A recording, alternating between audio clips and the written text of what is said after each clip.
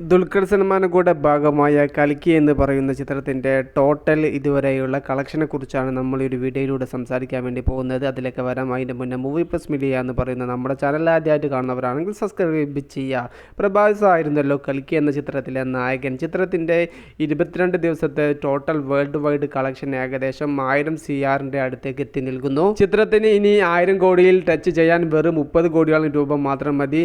ശനിയാഴ്ചയും അഥവാ നാളെയായ ഞായറാഴ്ച കളക്ഷൻ കൂടുന്നതോടുകൂടെ ചിത്രം 1000 CR ഇടം പിടിക്കും വേൾഡ് വൈഡ് കളക്ഷൻ.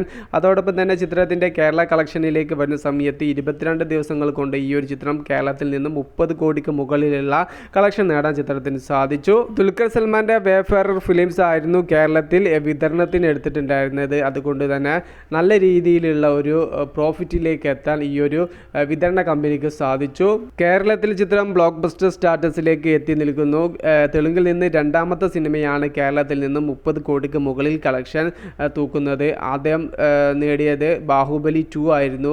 അതും ഒരു പ്രഭാസ് ചിത്രം. ഇപ്പോൾ ഇതാ രണ്ടാമതും ഒരു പ്രഭാസ് ചിത്രം തെലുങ്കിൽ നിന്നും കേരളത്തിൽ നിന്ന് 30 കോടിക്ക് മുകളിൽ കളക്ഷൻ നേടിയിരിക്കുന്നു.